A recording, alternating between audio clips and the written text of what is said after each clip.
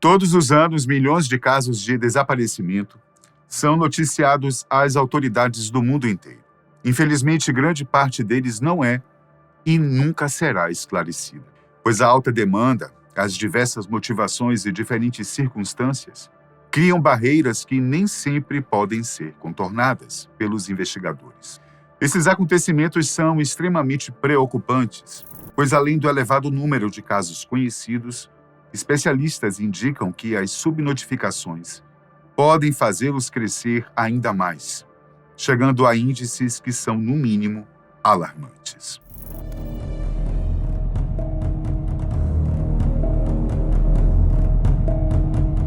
No entanto, há algo que tem gerado ainda mais preocupação nos últimos tempos.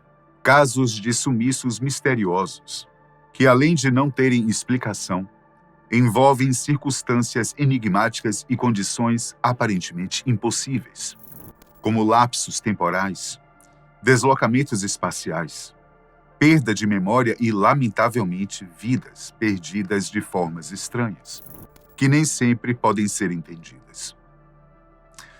Como não se sabe ao certo o que pode estar causando tudo isso, diversas teorias foram criadas e possíveis motivos foram elencados, como a possível ligação com fenômenos paranormais ou sobrenaturais, suposta conexão com OVNIs, até mesmo uma possível causa natural vinculada a fenômenos energéticos, por meio de anomalias em certos pontos magnéticos da Terra, por exemplo.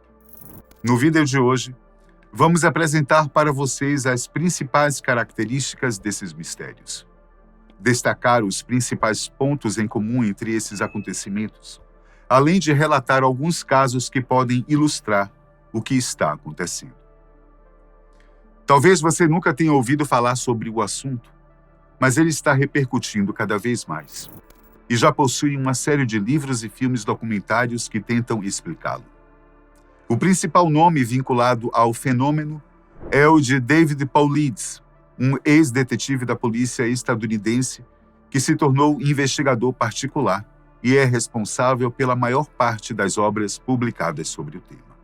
O autor deu o nome de Missing 411 para estes eventos, que é o termo em inglês para desaparecimento. A principal característica dos casos, junto com o número 411, que é o código usado no país norte-americano para ligar as autoridades e informar os casos de desaparecimento. Como dissemos, ele é a principal autoridade sobre o assunto, tendo escrito mais de 8 livros e produzido ao menos 2 filmes, relatando os inúmeros casos e as principais características. Por isso, a maior parte do material disponível fala sobre acontecimentos dos Estados Unidos e Canadá, mas já houve relatos com traços semelhantes em países europeus e em outras partes do mundo. Tudo começou quando David estava visitando o Parque Nacional de Yosemite, uma reserva natural que fica no estado da Califórnia, nos Estados Unidos. O ex-policial já era conhecido por seus serviços investigativos e foi identificado por um guarda florestal que estava trabalhando no local. O homem relatou ao detetive que várias ocorrências de desaparecimento misteriosos estavam acontecendo e ninguém conseguia entender os motivos e as circunstâncias dos sumiços. Exemplificando, o vigilante contou o caso de Stacey Arras, uma jovem de 14 anos que havia desaparecido em 1981. A adolescente foi à reserva junto com seu pai, George Arras, e um grupo de mais ou menos 6 pessoas que faziam turismo pela região. Eles estavam fazendo um passeio a cavalo e foram até um conjunto de cabanas construídas para hospedar os turistas. Todos chegaram juntos, amarraram os animais e entraram nas acomodações para se preparar para pernoitar por ali mesmo. Stacey entrou no casebre onde ficaria com seu pai, trocou de roupa, colocou calçados mais confortáveis e pegou sua câmera para fotografar as paisagens da região. Antes de sair, ela convidou George, mas o homem preferiu descansar. Outro membro do grupo, um senhor com cerca de 70 anos, acompanhou a jovem em seu percurso, que não foi longo, apenas alguns metros até chegar a um lago próximo ao acampamento. Várias pessoas que estavam com eles observaram os dois caminhando. Em um determinado momento, o homem parou para descansar e se sentou perto da água, mas Stacy continuou o trajeto, seguindo uma pequena trilha e tirando suas fotos. A jovem se afastou um pouco mais, passou atrás de algumas árvores e sumiu de vista. Após alguns minutos, o senhor foi atrás dela, mas nem ele, nem o grupo de turistas que vinham daquela direção avistaram a garota. O homem retornou às cabanas, relatou o que tinha acontecido e eles informaram o desaparecimento às autoridades. Deu-se início a uma intensa busca na região, contando com quase 100 pessoas, helicópteros, equipes de cães farejadores, mas Stacy não foi encontrada. A única pista deixada foi a tampa da lente de sua máquina fotográfica. Nada de vestígios de roupas, sangue, passos. Parecia que ela simplesmente havia desaparecido da face da Terra. Isso, claro, levantou muitos questionamentos que intrigaram David.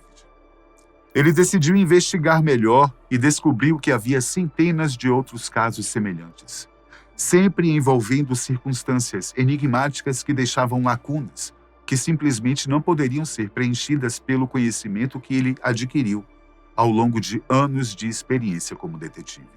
Ao compilar os dados levantados, o investigador percebeu que, ainda que não fosse possível determinar as causas dos desaparecimentos naquele momento, ele poderia traçar pontos em comum, elencar as principais características para, quem sabe, resolvê-los no futuro. Aliás, foi isso que possibilitou todas as publicações que ele tem feito desde então. Só depois de empreender esse esforço que David percebeu que havia muito mais em comum do que era possível imaginar. Por exemplo, ele descobriu que havia ao menos 59 pontos quentes nos Estados Unidos e no Canadá, locais onde os desaparecimentos se concentravam, como se houvesse algum tipo de energia, uma força que estivesse por trás daquelas ocorrências. Além disso, pelo menos 95% dos casos estavam situados em parques nacionais de reserva ambiental, como foi o caso de Stacy. Sendo assim, a maioria esmagadora dos desaparecimentos se deu próximo a florestas, lagos, áreas com bastante vegetação. Outro ponto em comum é que grande parte das pessoas nunca mais é vista. Mas aquelas que reaparecem não conseguem se lembrar de nada. Ficam com uma espécie de amnésia, que geralmente é associada com lapsos temporais, isto é, a vítima sente que não consegue se lembrar de algumas horas de seu dia, mas na verdade já se passaram meses desde seu desaparecimento. Do mesmo modo, aqueles que têm a sorte de retornar para suas famílias normalmente são encontrados em situações bastante incomuns, com peças de roupas em posições estranhas, muitas vezes vestindo objetos ao redor, como árvores e cercas, além de se deslocarem do local do sumiço de forma sobre-humana. Existem crianças que foram encontradas a quilômetros de distância, depois de poucas horas ou dias que haviam desaparecido. Um feito impossível de ser alcançado sozinho. Falando nisso, infelizmente, muitas vítimas desses mistérios são crianças pequenas, o que faz com que tudo isso seja ainda mais grave. Um último ponto levantado por David é que, assim como ocorreu com Stacy Arras, as pessoas desaparecidas não costumam deixar vestígios, portanto não podem ser rastreadas por profissionais, nem mesmo por cães farejadores, o que leva muitos a acreditarem que elas simplesmente somem, não se perdem, nem tampouco são sequestradas. Agora vamos apresentar para vocês alguns dos casos mais enigmáticos do Missing 411, que apesar de terem sido amplamente investigados por David Paul Leeds, ainda permanecem sem solução. Vamos começar com Alfred Beilhartz, um garotinho de apenas 4 anos que desapareceu no Parque Nacional das Montanhas Rochosas, no Colorado, em 1938. A criança estava na companhia de sua família, aproveitando o feriado estendido da independência dos Estados Unidos para pescar, brincar, descansar. Certo dia, depois de passarem um bom tempo se divertindo nos rios Roaring e Fall, a família resolveu sair para uma pequena caminhada. aproveitando a companhia uns dos outros e desfrutando da paisagem e do ar puro da reserva ambiental.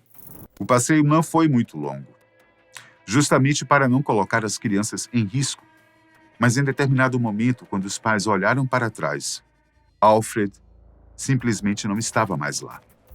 Rapidamente as buscas se iniciaram. No primeiro momento, os esforços foram empreendidos pelos pais e pessoas dos acampamentos próximos.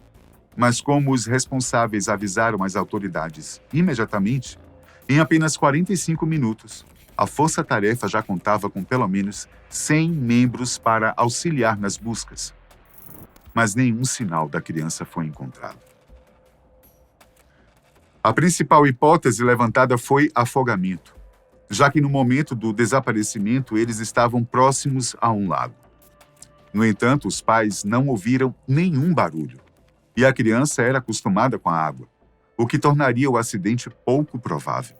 Algumas fontes citam que o lago chegou a ser drenado, mas nada foi encontrado, o que só confirma o relato dos responsáveis. No dia seguinte, um casal disse ter avistado uma criança próxima a um acampamento que ficava a cerca de 10 quilômetros do local onde Alfred havia sido visto pela última vez, em uma área conhecida como Ninho do Diabo. Contudo, antes que pudessem se aproximar, o menino soltou um grito, desapareceu no terreno elevado e nunca mais foi visto. Depois de verem a foto de Alfred no jornal, o casal confirmou que era a mesma criança avistada por eles. As buscas duraram 10 dias. Envolveram patrulhas, centenas de pessoas e cães farejadores, mas o garoto não foi encontrado. Parece improvável, mas o nosso próximo caso é ainda mais misterioso. Em 1952, Kate Parkins, que na época tinha apenas 2 anos, desapareceu misteriosamente enquanto brincava com seus irmãos ao redor do celeiro da propriedade da família, que ficava em uma região afastada de Ritter, no Oregon. Depois de brincarem por quase toda a manhã, os meninos foram chamados e todos compareceram, menos Kate. Uma busca superficial começou rapidamente, afinal de contas, eles estavam em terreno conhecido. Contudo, como não conseguiram encontrá-lo, os esforços se ampliaram e ganharam grandes proporções, para que uma área mais vasta pudesse ser vasculhada em menos tempo. A estratégia deu certo, mesmo que isso tenha levantado mais perguntas do que respostas. Algumas horas depois, foram encontradas pegadas da criança em uma clareira que ficava a pelo menos 6 quilômetros da casa do garoto. As buscas foram direcionadas e depois de 20 horas ele foi encontrado inconsciente sobre o leito congelado de um riacho, que ficava a 19 quilômetros de onde ele tinha sido visto pela última vez. E isso sem considerar que o trajeto não poderia ser feito em linha reta, já que estamos falando de uma região de mata densa e no inverno congelante dos Estados Unidos. E o pior, de uma criança de apenas 2 anos. Anos mais tarde, a convite de David Paulides, o especialista em sobrevivência Les Strude refez o percurso e demonstrou como seria difícil para um homem adulto, com experiência e munido dos equipamentos essenciais. Para uma criança, especialmente nas condições enfrentadas por Kate, isso seria impossível. Não há sinais de sequestro ou de ataque de animais. E o bebê, é claro, não se lembrava de nada. Ao menos ele pôde ser encontrado. E essa história teve um final feliz. Bem diferente de nosso próximo caso. Dennis Martin, de apenas 7 anos, desapareceu enquanto acampava com a família no Parque Nacional das Montanhas Enevoadas, divisa entre o estado de Tennessee e Carolina do Norte, nos Estados Unidos. Eles tinham o costume de viajar todos os anos para comemorar o Dia dos Pais, enquanto descansavam e faziam atividades coletivas. Durante a estadia, as crianças decidiram pregar uma peça nos adultos, se escondendo ao redor do acampamento para saltar subitamente e assustá-los. Mas a brincadeira, que deveria proporcionar alguns gritos e muitas gargalhadas, acabou se tornando um pesadelo. Dennis não apareceu junto com os irmãos, como haviam combinado, e logo perceberam que havia algo errado. Imediatamente se iniciaram as buscas pelo garoto, mas uma forte tempestade forçou uma pausa e dificultou ainda mais o processo. Mesmo assim, esta se tornaria a maior busca da história do Serviço Nacional de Parques norte-americanos. Todos em prol de levar o pequeno Dennis de volta para casa. As diligências contaram até mesmo com Dwight MacArthur, um renomado guarda florestal, especialista em rastros que já havia conseguido encontrar centenas de pessoas desaparecidas. Mas nem mesmo ele foi páreo para esse enigma. O rastreador disse ter ficado impressionado com a falta de vestígios. Não havia nada para seguir. Era como se a criança simplesmente tivesse desaparecido do mapa. A única pista levantada foi oferecida por outra família que acampava em um local próximo. Eles disseram ter ouvido um grito e depois avistado uma espécie de homem-urso carregando algo pequeno, que poderia ser uma criança. No entanto, por ser algo fantasioso demais, o indício nunca foi investigado e Dennis nunca foi encontrado. Outro terrível caso investigado por David Paulides foi o desaparecimento do jovem Douglas Ladd, de apenas 8 anos. Ele, juntamente com seus familiares, estava em uma de suas propriedades que ficava na reserva Sant'Anthony, região das montanhas Adirondack. Certo dia, eles resolveram sair para uma caminhada, algo que faziam com frequência. Mas o tio de Douglas notou que havia muitas urtigas na trilha. Por isso, recomendou que o sobrinho voltasse até a casa para vestir calças compridas. Eles estavam a poucos passos da residência. Além disso, o garoto conhecia bem o local e era chamado de mini-homem da floresta, pois estava habituado a explorar a região. Nada disso impediu que Douglas desaparecesse no caminho de volta e nunca mais fosse visto. Mais de 600 pessoas foram envolvidas nas buscas, mas nada foi encontrado. Assim como nos outros casos, não havia pegadas ou qualquer outro sinal que pudesse ser seguido. Aliás, nesta ocorrência, os cães farejadores parecem ter rastreado o cheiro do garoto, porém, eles seguiram os sinais por 48 quilômetros e mesmo assim não encontraram nada. Diversas hipóteses foram levantadas para tentar atribuir alguma explicação. Muitos disseram que ele poderia ter sido vítima de ataques de urso comuns na região, mas isso deixaria marcas. Um acidente tão violento não passaria despercebido desta maneira. Depois de certo tempo, os familiares passaram a acusar uns aos outros de sequestro, pois estavam muito abalados com o desaparecimento do ente querido. Só que nada disso pôde ser provado e, infelizmente, Douglas nunca foi encontrado. Nosso próximo caso é mais recente, mas não menos enigmático. Em uma manhã de julho de 2004, o jovem Davi Gonzalez, de apenas 9 anos, pediu as chaves do carro para sua mãe, pois queria pegar uma caixa de biscoitos que estava no carro da família. O veículo estava a 40 metros da residência, no estacionamento do Parque Lago Grande Urso, na Floresta Nacional São Bernardino, na Califórnia. A mãe entregou as chaves para o garoto e ficou observando pela janela enquanto ele fazia o pequeno trajeto atrás das guloseimas. Algo aconteceu e ela precisou desviar a atenção por apenas um instante. Mas quando se voltou, seu filho não estava mais lá. Em seu depoimento, ela diz não ter ouvido nenhum barulho, nenhum sinal que indicasse que a criança havia sido atacada por uma pessoa ou animal. Ele simplesmente desapareceu. Os biscoitos permaneceram no carro, o que indica que o garoto provavelmente nunca chegou até lá. As buscas duraram cerca de 9 dias, mas nada foi encontrado. Quase um ano depois, um grupo de pessoas fazia uma trilha na região e encontrou os restos mortais de Davi. Eles estavam a cerca de 1,5 km de onde ele foi visto por último. As análises da perícia não puderam concluir a causa da morte e os ataques de animais que ainda pareciam ser uma causa relevante tiveram que ser descartados, pois não havia sinais de luta e nem relatos de acidente na época.